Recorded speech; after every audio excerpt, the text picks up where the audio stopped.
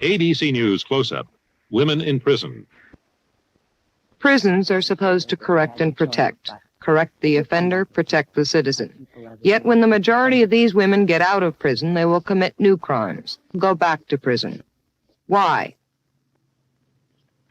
Although it is known that extended solitary confinement can drive people insane, women are still being kept isolated as punishment for rule violations.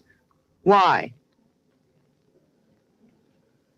While tight control and security are constantly being enforced, women often have to be armed for their own protection. Why? The Federal Reformatory for Women at Alderson, West Virginia. The Los Angeles County Jail for Women. The State Reformatory for Women at Marysville, Ohio. With the cooperation of the authorities, ABC News took its cameras into these three institutions. Although they operate on different levels and are set up for different jobs, and although they may look pretty, they all have certain routines, practices, and abuses not apparent on the surface. It is this uniformity which we have edited into a composite picture of women in prison. Women's prisons are often seen as models for prison reform. And tonight we will look at some of the best of women's prisons and ask, what are they like? Do they protect? Do they correct? Does confinement work? You see how the uniform looks? That's the way it makes me feel. A little box or something. They just, like I said, strip you completely from downstairs, starts downstairs till you get upstairs. They're young. They're more often black or brown. They don't have much money, and they have children they must take care of. These are the women behind bars. Around the country every year, there are about 80,000 of them.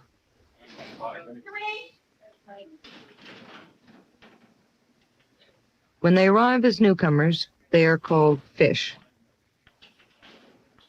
Stand up and face. Open your mouth wide. Just lift your shoes off and show me the bottom. Okay.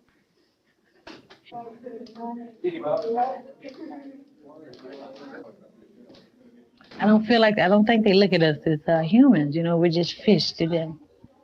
That's the way they treat us, just like you scale a fish, they scale us. Step inside the shower, please. Face me. Open your mouth wide. Turn around. Show me the bottoms of your feet one at a time. I want you to spread your legs.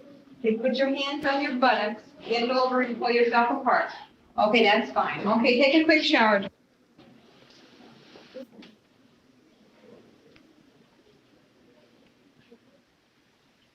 It's cold. Okay, here's your jail clothes.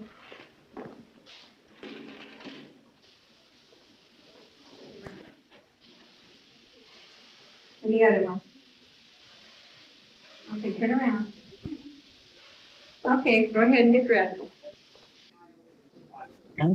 Even though I'm here, I'm still a woman, but they try and strip you of everything once you get here. It's something that I think a human being shouldn't have to go through.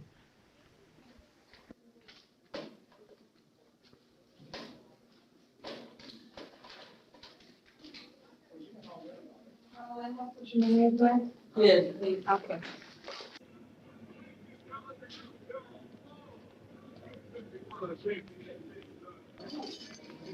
Okay, you'll be in cell number 1. First cell right here. Okay, wait right up here and I'll give you a little stand.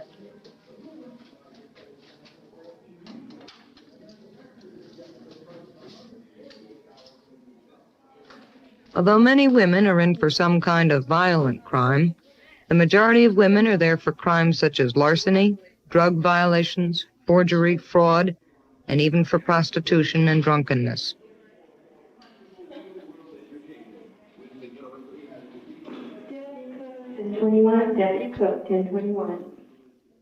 It's like, I know, like society says you have to pay for what you do and all this, But I've accepted that because, I'm living this type of life that eventually I'm going to get busted. So I know I'm going to come to jail. So that's bad enough in itself, being seen and handcuffed, and all this jazz coming, Once you get here, after you go through the process of them finger playing in your hair and digging in your nose and looking in your eyes and ears and, looking up your ass and everything, that takes everything.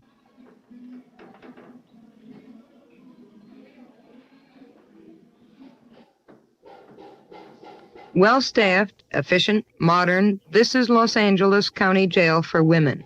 This is a jail planner's dream. It is all run from a central control room. The officer there can tell at a glance which gate is open and where. She can direct prisoner traffic with buttons and loudspeakers. 24 hours a day, someone is there.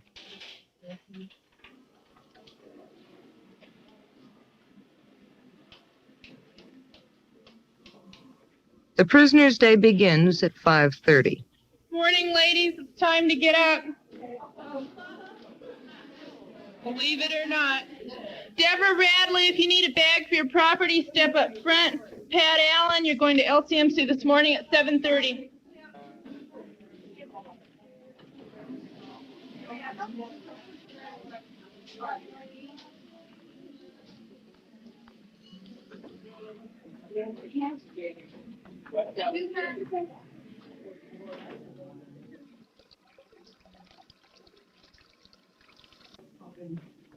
You get up, you wash. Showers aren't allowed in the morning. Can we have some toilet paper? Every day, someone has to ask the matron for toilet paper.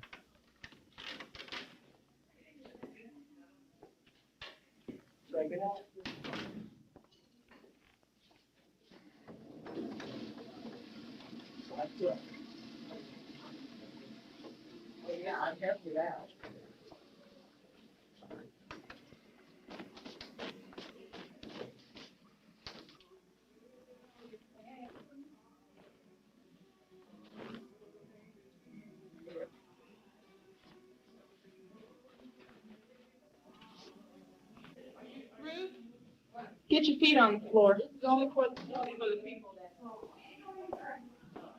Bubby King. Carol Corner. Annette Wurlitz. Faye Gray. Betty Evans.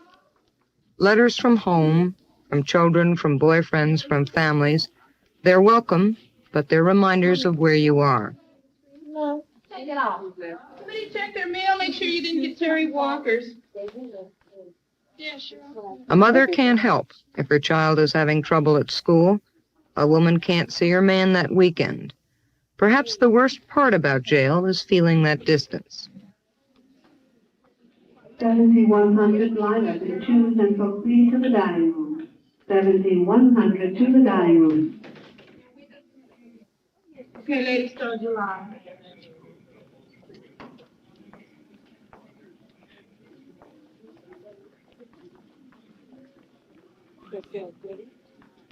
The day has begun.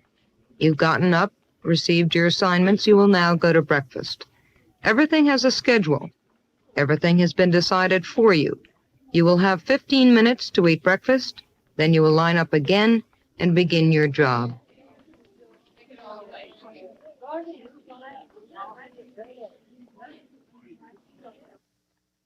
Document. A study done by the Yale Law Journal found that there are fewer job training programs for women than for men. The study found that the average number of job training programs in male prisons is 10.2, while the average number in female prisons is 2.7.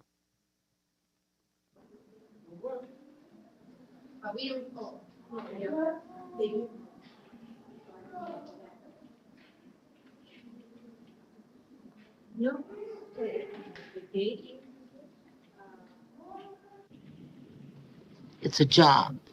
It's a J-O-B. They want you to believe it's a position, but it's not. The institution itself is run by broom, mop, and dexterity. If you don't have the dexterity, you must get the broom or the mop.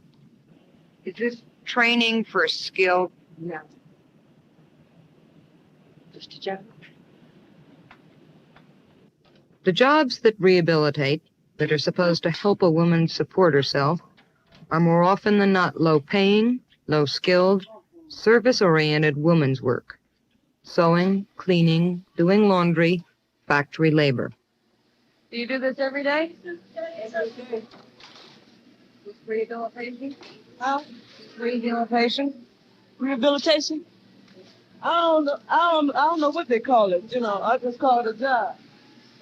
Do it till I leave. You know.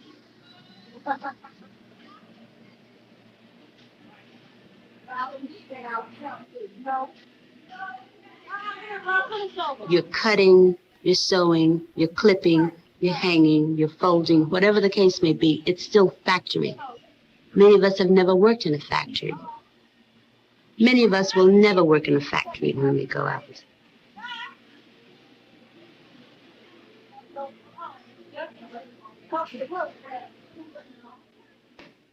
Women do the tedious work, but they also do hard work. They lift 50-pound sacks of potatoes. They cart meat and milk shipments around. Their work keeps the prisons going.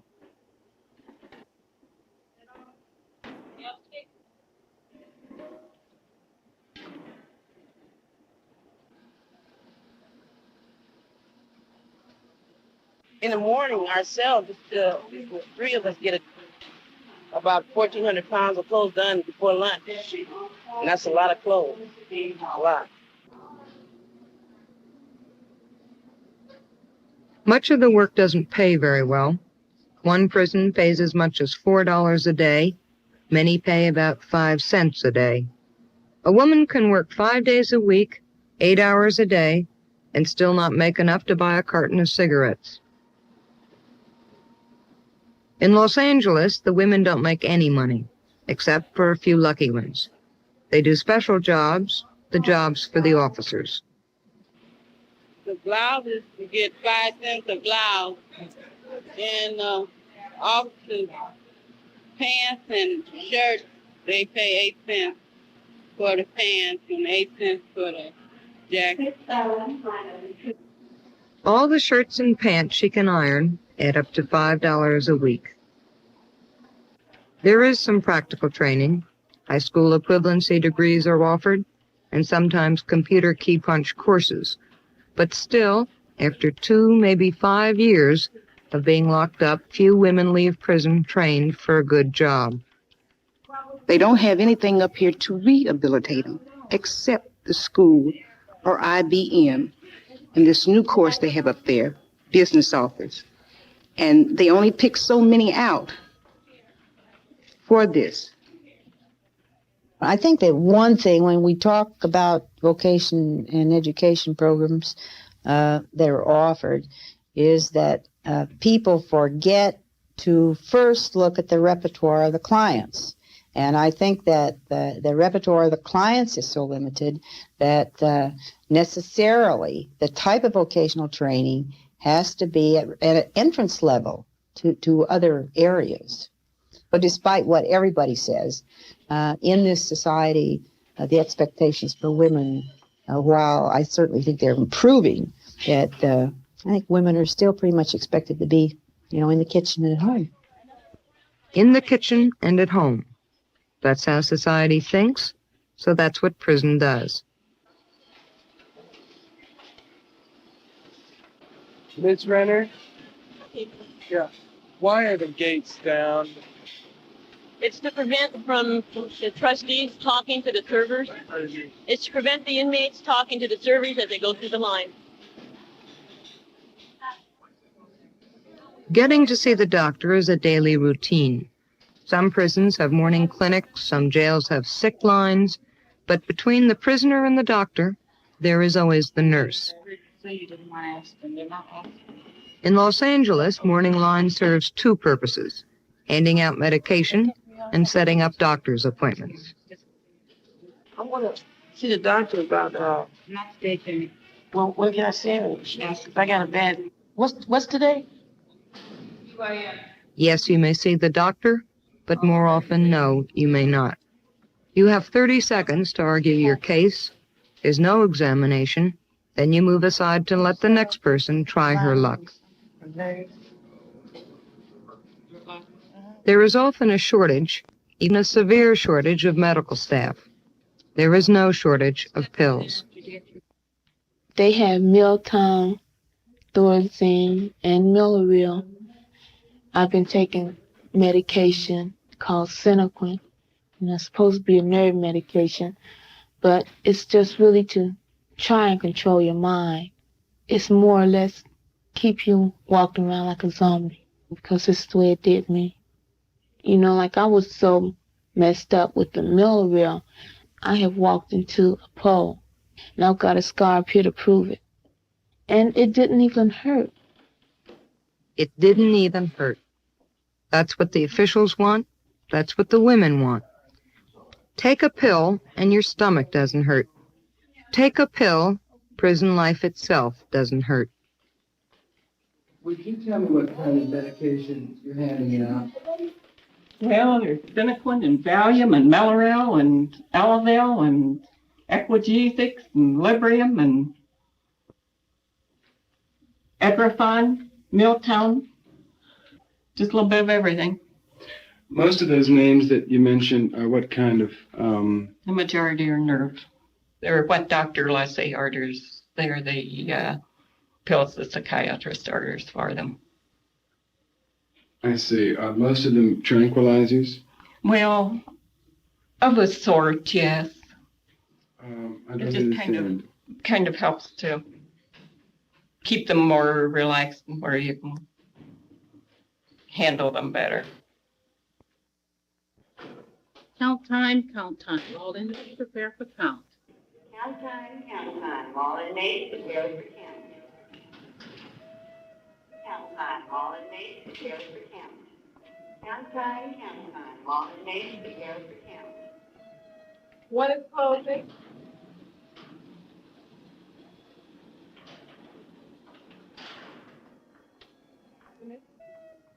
Keeping track of the prisoners, tight security, traffic control. All these things make up the basic business of corrections. Come on, Alma, get up and sit on the edge of your bed like everyone else. Okay, I want you facing the officer's station. I want you to take this time to straighten up your beds if they're messy. If you have something in your hand, set it down. Okay, when everyone's setting up facing the officer's station, put what you've got in your hands down.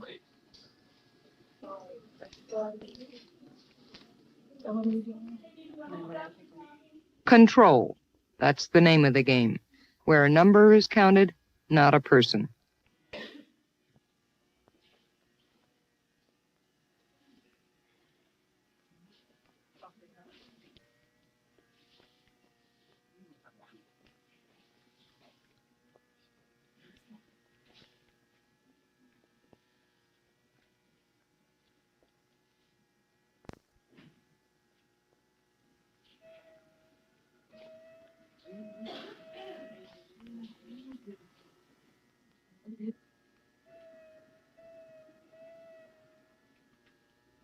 They really have us in here as dogs, you know, but they're wearing the badges. We're not. So we got to go along with it, you know. They're doing their job just the way they say it, you know. And that's why I say, in a cell, you're a dog to them. They're your master. When they say something, you best bark to it, you know, because... You know, we can talk at the table, but we're not supposed to talk to people next to us, which I wasn't talking to nobody, but I was looking. And she didn't like that, so she put me out of the line, which is embarrassing, you know. And everybody looking and want to know, what are you doing there? You know, and I'm sitting up in the day room like some fool by myself, you know. And when she came back, she gave me a little lecture, you know, like a little naughty kid. Don't do that no more. You can't congregate. For instance, Forrest was standing down there talking the other day, laughing, talking. They wanted to know what we were congregating about, like we were going to jump somebody. that sort of thing. Just little petty things that get on your nerves. And if you holler back, you're going to lockup. You don't dare holler back.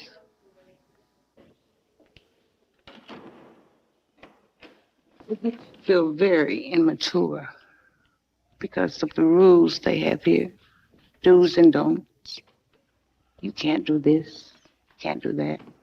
They want you to act like grown, mature women, but yet they treat you like children. You're never right. You can never be right. The women can't go to the potty, as they say. You have to be on the potty list. And you must say, Miss So-and-so, may I have my medication? In the dining room, you're not supposed to sit with another cottage. You have to have a pass to go to school. You have to have a pass to go up in the front. No holding hands, walking down the line. No lollygagging, as they call it. No combing another woman's hair. Physical contact. You can't pluck another woman's eyebrows. You can't stand in another woman's door. You can't accidentally walk in the bathroom on a woman. So they treat you like children, and when you begin to act like children, then they want to lock you up because first thing they'll say, well, that was childish. Don't you think that was rather childish? I've never felt like this before in my life. It makes you feel bitter. They try to take everything away from you, but it only makes you cold inside and builds up a whole lot of hatred. If people are treated like children, I think, no question, maybe sometimes they are, but I think at times they behave like children. They don't behave like, whatever a mature adult is. It's possible that you might violate some kind of a minor regulation here, and somebody might have to call it to your attention and scold you for it.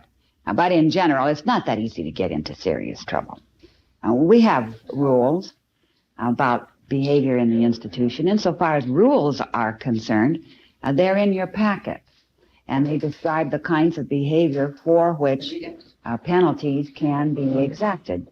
And they're not very unusual.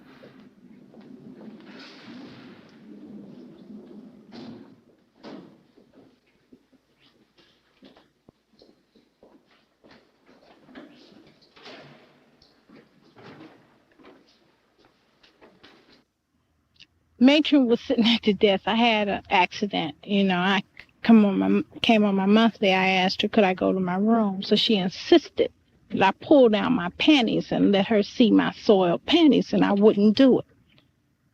Anything that is out of the ordinary, you should challenge. It's part of your job to challenge why they're going or coming at a different time or why they're requesting. And she said it was personal reasons, but she refused to show proof. She would have been let back immediately if she had shown her proof that she needed to go to her room. To me, it's a very private thing, to have to pull down your underclothes in front of somebody and you're sore and show it to them. I just feel like I had to prove it. So she let me go to my room eventually, but told me that I was going to get a ticket and have to go disciplinary for disobeying a direct order. I think any normal person gets embarrassed about their private parts of their body. And it would be normal to be embarrassed about it. But you insist upon that embarrassment. This is the rule. Step inside.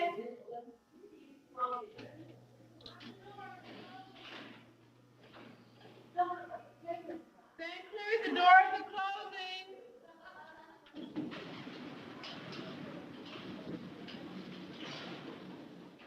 When I hear that they're going to close the door or something, my head just wants to bust. Just hearing that bang.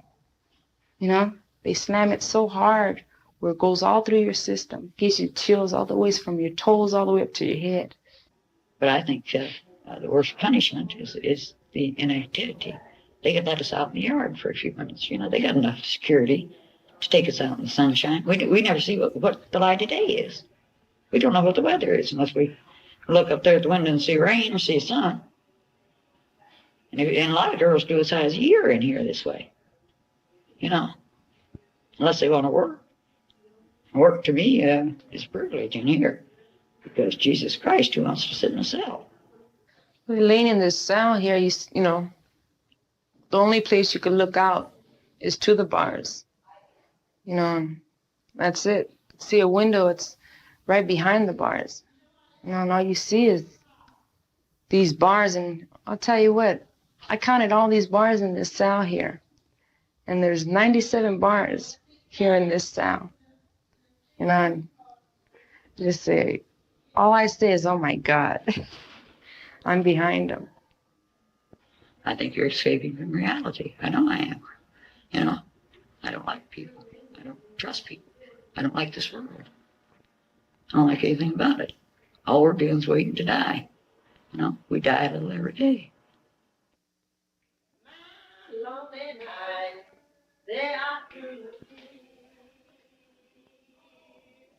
Some of what you said, a different, a day. There's a rainbow before me. Clouds above will restore me. In that moment leaving, you are here. Lord, it's heaven loving you. You find that romance on your menu. And what a difference a day made, and the difference in you. Did Daddy tell you that Mama says in prison from? Yeah. Did he? You're gonna get to Don Grandma's house. The majority of women in prisons and jails are mothers.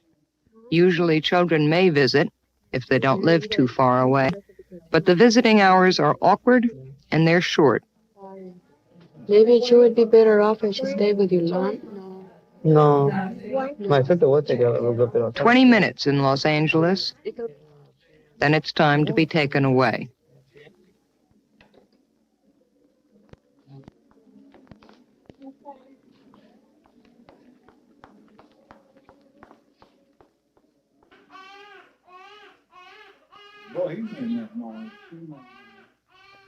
These babies will also be taken away. They were born while their mothers were serving time. After a few weeks, they will go to relatives, to foster homes, and sometimes they will go away for good. The mother will lose custody.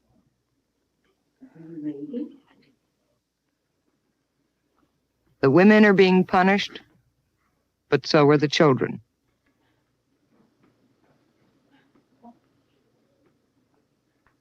My child, my baby, she doesn't even know me.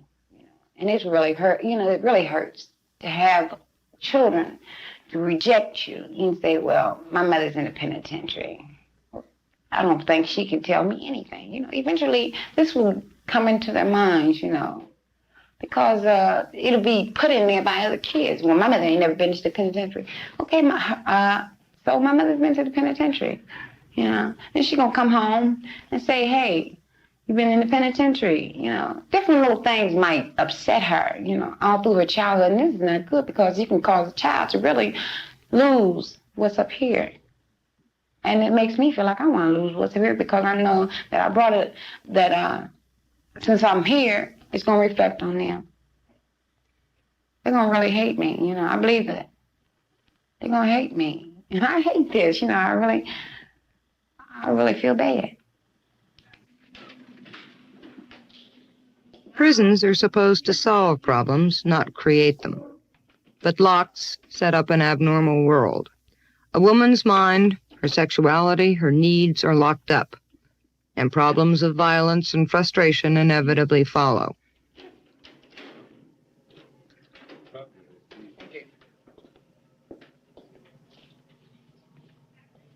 This is solitary, the jail within a jail. A woman we spoke with would spend 30 days there. For what? Threatening an officer. What does it all do to your mind, sitting here looking at the walls for? Well, sometimes I feel like it's going to drive me slightly crazy, but I'm not going to let it, I hope. You know, I try to kind of keep myself together, but it's very rough being here like this most of the time with no one to talk to.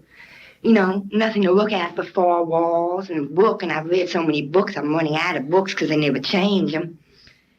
You know, I'd like to be able to at least see out of a window, get a breath of fresh air once in a while. Be treated like a human being, not like an animal in a cage. They told me I had to be kept back here because my behavior couldn't be controlled any other way. Yet on my record, I have never hit anyone. I have never fought anyone. I have never attacked anyone. I have never tried to hurt myself. You know, so what's to be controlled? I'm a person, not a wild animal to be controlled and kept in a cage like this.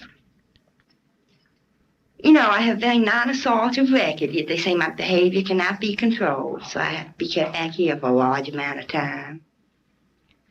I tried very hard to get transfer at this institution. You know, because of the way they kept me locked down, I've been locked down altogether for almost 5 months, between administrative segregation and back here. And back here you can't even get a cigarette, which may not sound like much when you can have them, but it's very hard to be back here, you know. You can get nothing, not even, you don't even have your dignity really back here. You know, simple human dignity and rights that I think every person should have, regardless of whether they're convict or doing time or what.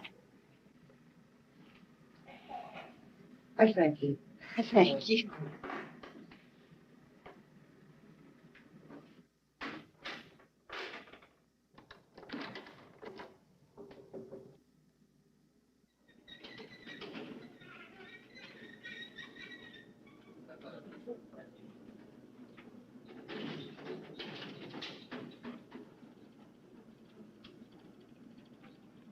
I'm known to go to 42 because I'm known as a homosexual.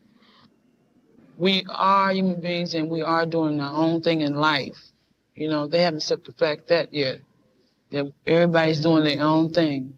And women are women. And there aren't any men in here.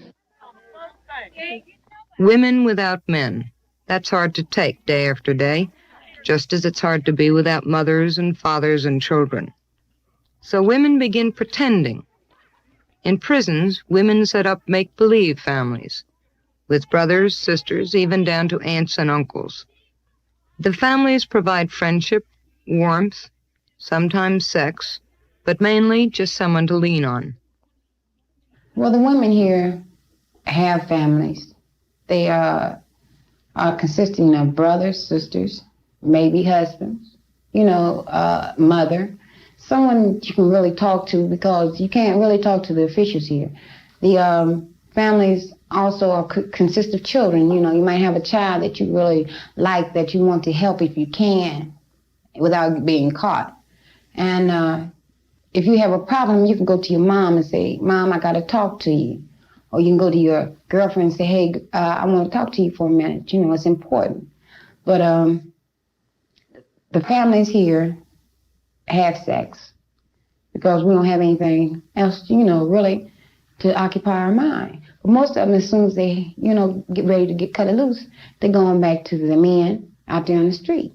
But in here, it's something to pass the time, and to keep out of trouble, you talk to somebody and have somebody that you can really lean on.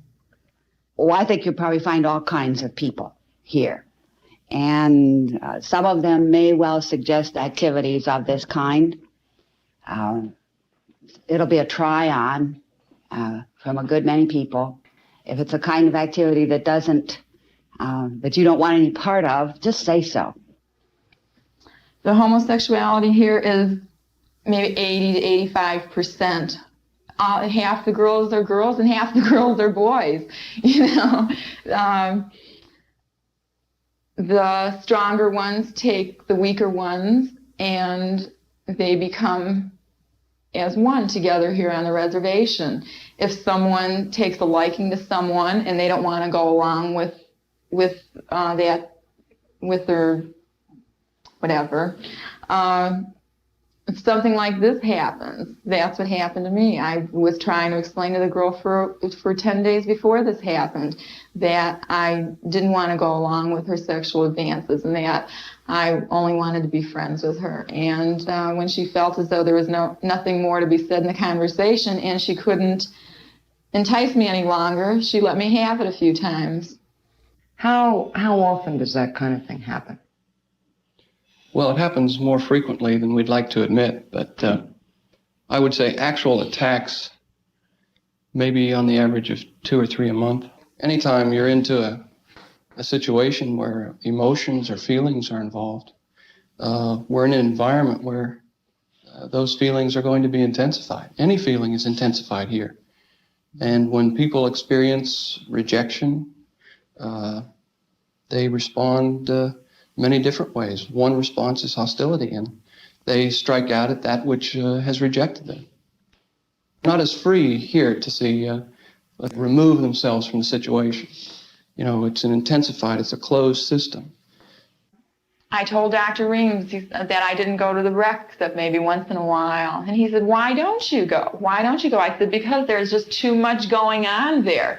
He said, well, obviously you must have a psychological problem that you don't want to mix with people. It's not that I don't want to mix with people, but there's no such thing as a friend in prison. What kinds of dangers are you now, being exposed to, do you think? Or could you be exposed to if you walked around the campus? Well, a lot of the girls are armed on the reservation here. They, as you know, we can buy razors on commissary. They put them inside of toothbrushes so they have something with a handle on them. They steal scissors and surgical shears from the hospital, and they carry these things around with them also. They take butter knives from the dining room and file them down and work on them until they have an actual shiv or blade to carry around, which is a very dangerous weapon. Have you been armed? No, never. Are you going to be? I've been thinking about it. These women, are they alone? Are they in groups? What kinds of dangers do they pose? Well, now the girl that did this to me is from a big town in Texas. Now she has a lot of homies here. A homie is someone who comes from who is from your state and from your hometown. These girls usually stick together. And in fact, they always stick together. In fact, we had an incident here a while back where New Orleans was against Dallas, Texas, and they beat up upon girls that had absolutely nothing to do with even the crowd, just because they were from this particular state. And from what I understand from the talk of the reservation and a roommate back in my cottage who's come to speak to me through the window here, she said there is some talk going on the reservation that Fort Worth is a little bit aggravated at me, and they feel as though if I go back on the reservation, they want to put me back in the hospital. Well, I think that the environment is difficult to adjust to because it's abnormal. Number one, a person's freedom is inhibited. And in my thinking and my theory of personality, freedom is a primal thrust. And I think when you inhibit it, you're going to create problems just to begin with.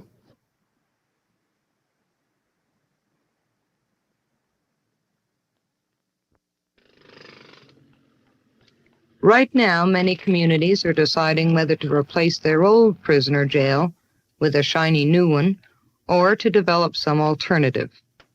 The National Advisory Commission on Criminal Justice Standards and Goals objects to bricks and mortar.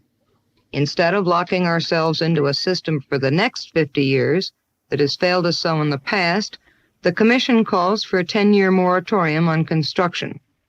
New construction, however, still has its proponents. I maintain that a 10-year moratorium on the construction of prisons will do nothing more than make antiquated prisons, which are one of the great problems right now, more antiquated than ever. So that I think that they should immediately begin construction on new prisons and not try to utilize those antiquated facilities that are causing so much of the trouble. Well, when we're out giving speeches, I think we need to a certain extent to make ourselves feel somewhat valuable and successful and important. And a lot of times we talk a great deal about our programs and some of the things we're doing, and we fail to add at the end of that despite what we're doing, we're not very successful.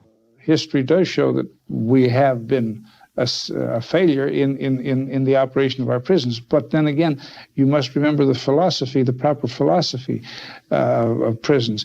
Prisons are for the purpose of isolating the criminal and the antisocial person from society, to protect society from them. I haven't heard of many people committing burglaries while they're in prison. I haven't heard of many people committing robberies while they're in prison. Of course, there is some smuggling of narcotics in institutions, and of course, a murder or so occurs while someone is in prison against another inmate or maybe one of the guards, but they aren't out killing the innocent people as they are when they're loose or free or on probation or on parole. I think a lot of people are afraid of prisoners because they think only of the violent aspect of what they've done, because that's what gets publicity. Somebody forging a check or evading income tax does not make the front page, but somebody who commits a murder, that makes the front page and people know about it.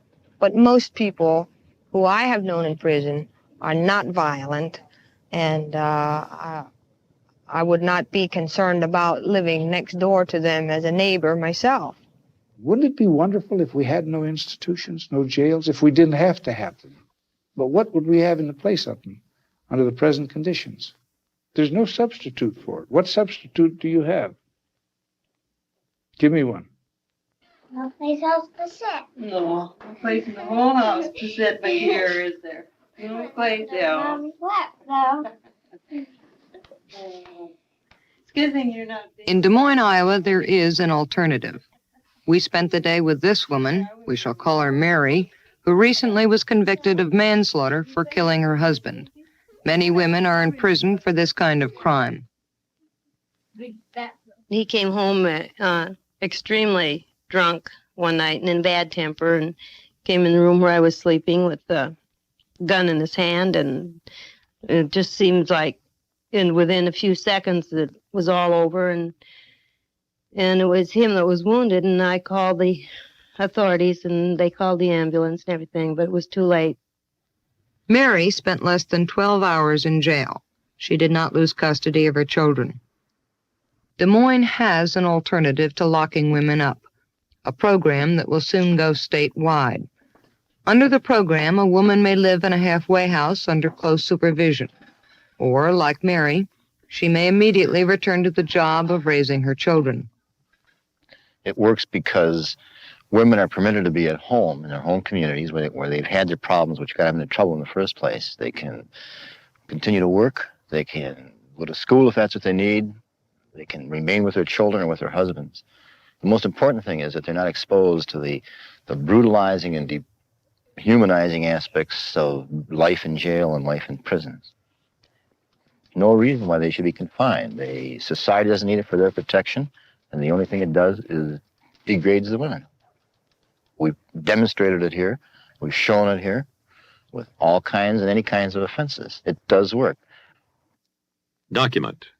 According to the Department of Court Services for the 5th Judicial District of Iowa, if Mary had gone to prison for 3 years, it would have cost the taxpayer $24,000.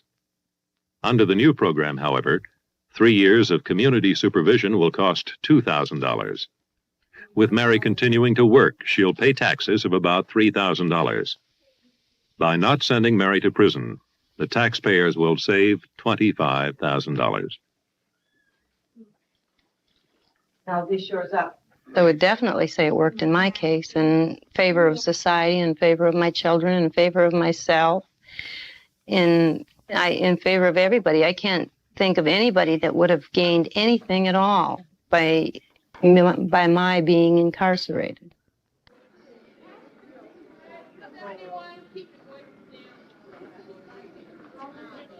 For 200 years, we've been hearing the same things about prisons, correction, rehabilitation.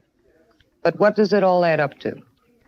It adds up to bitterness when grown women are told to take down their underpants, to despair when women are locked in solitary confinement for weeks on end, to helplessness when all responsibilities are taken away. Without their families, without jobs, pressured by rules and discipline cells, these women come back to society frightened and angry.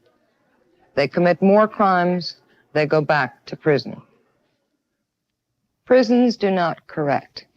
Prisons do not protect. In the end, they do one thing well, they punish well. But that punishment has a large price tag: the destruction of the women themselves, the creation of crime, and the dollar cost of up to $16,000 per year per woman. Even if you believe in punishment, it's simply not worth it.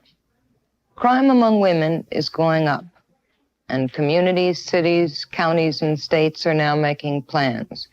Let's try to avoid the mistakes of the past.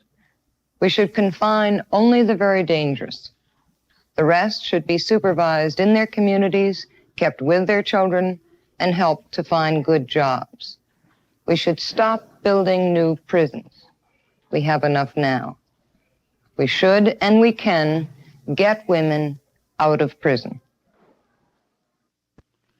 Right now, I'm worried, I'm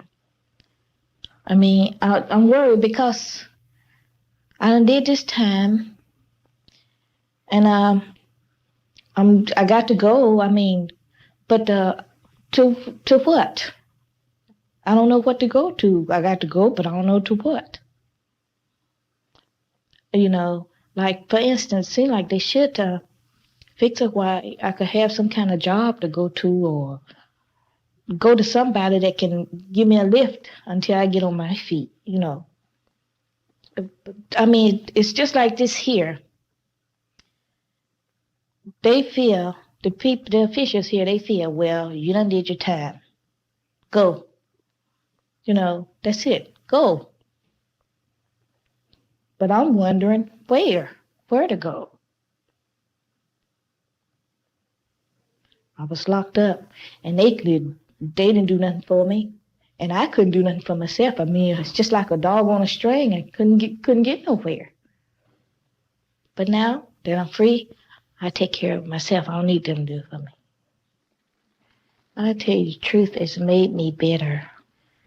I'm a human being, but they have made me feel like some kind of beast. When I drive out of here,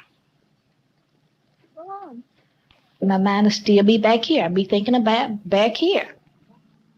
Just thinking about some of the women's back here.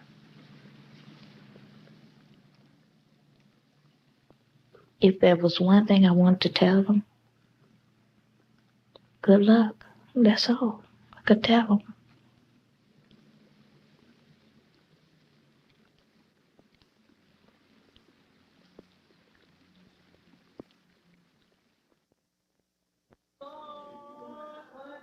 A different a day made. There's a rainbow before me. Clouds above will restore me. In that moment, give my hands we kiss. My lonely nights, they are through.